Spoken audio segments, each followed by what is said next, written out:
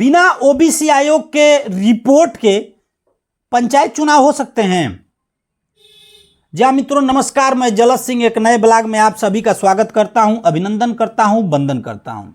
बहुत सारे हमारे भाइयों के मन में यह बात जरूर आती होगी कि क्या ओबीसी आयोग की रिपोर्ट बहुत आवश्यक है, बहुत ही आवश्यक है, क्या उसके बिना चुनाव संभव नहीं है। जैसा कि जब कोर्ट में मामला चल रहा है इस समय उत्तर प्रदेश, इलाहाबाद हाई कोर्ट में और इलाहाबाद की लखनऊ बेंच में, तो सरकार अपने दलील में, सरकार तो जाती नहीं है कहीं, भाई सरकार तो जाएगी नहीं, उसके महाधिवक्ता और तमाम अधिवक्ता लोग लगे हुए हैं जो सरकार का पक्ष रखते हैं, और वह यही करके कह के बच रहे हैं इस समय कि बिना ओबीसी आयोग की रिपोर्ट के चुनाव कराना संभव नहीं है। तो क्या ऐसा संवैधानिक व्यवस्था है कि भाई क्या बिना ओबीसी आयोग रिपोर्ट नहीं देगा तो हम चुनाव नहीं करा सकते?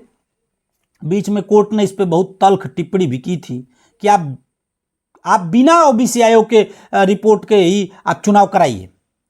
अब वो इस रूप में आया था, उसको अन्यथा में आप लोग मत लीजिएगा कि भाई सरकार कर क्या रही थी। आप नहीं जानते थे कि 26 मई 2026 को पंचायत का कार्यकाल खत्म हो रहा है, तो पहले से आपको ओबीसी आयोग के गठन नहीं करना चाहिए था, और पहले से गठन करते तो अब तक रिपोर्ट नहीं आती। सरकार सो क्यों रही थी? तो इस सोने की वजह से वो टिप्पणी आई थी, उसकी मंशा में कोई शंका नहीं थी। तो हम जो बात करेंगे वो तकनीकी पहलू पे करेंगे। देखिए दोस्तों, है क्या कि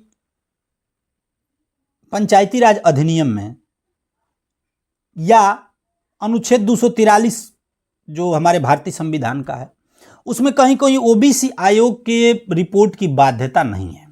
ये एक तकनीकी कारण है, और तकनीकी कारण यह है कि सुप्रीम कोर्ट ने एक आदेश जारी कर दिया कि जब भी आप पंचायत स्तर पे चुनाव कराएंगे या निकाय के चुनाव कराएंगे तो आपको जो है उससे पहले अन्य पिछड़ा आयोग का गठन करके रैपिड सर्वे के माध्यम से पिछड़ों की स्थिति का आकलन करना पड़ेगा।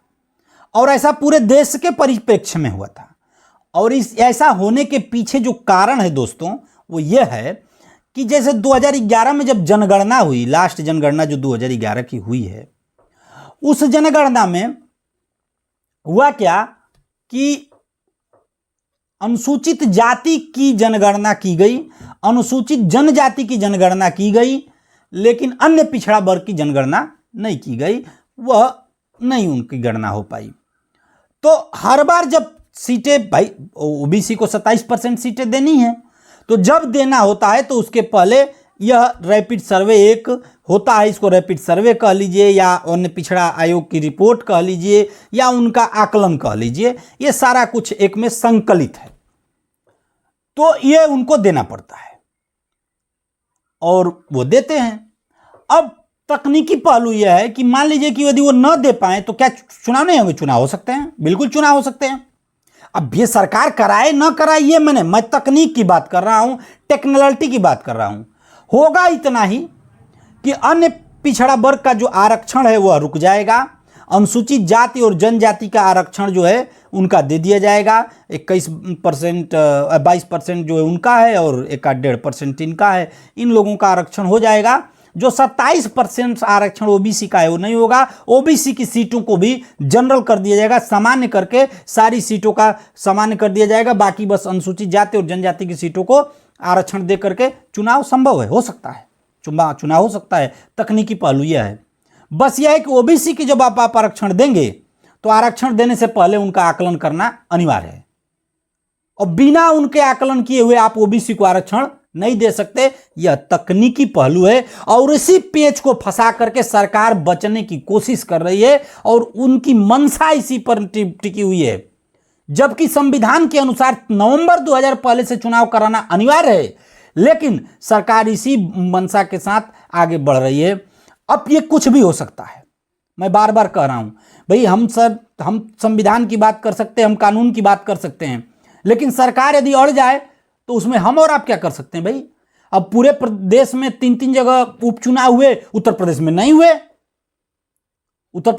हुए, तो कल क्या अड़ंगा डाल दे सरकार, केंद्र और राज्य में दोनों में एक ही सरकार है, ये लोग क्या कर सकते हैं इसके ऊपर मैं नहीं जा सकता।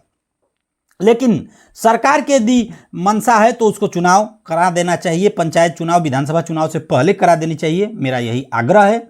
और इसी आग्रह के साथ मैं यह बताते हुए कि तकनीकी दृष्टि से बिना ओबीसी आयोग के रिपोर्ट के भी चुनाव संभव है, इस विषय पर बहुत सारे हमारे मित्रों ने जो है कमेंट में पूछा था, तो इसलिए वीडियो बनाया हूं।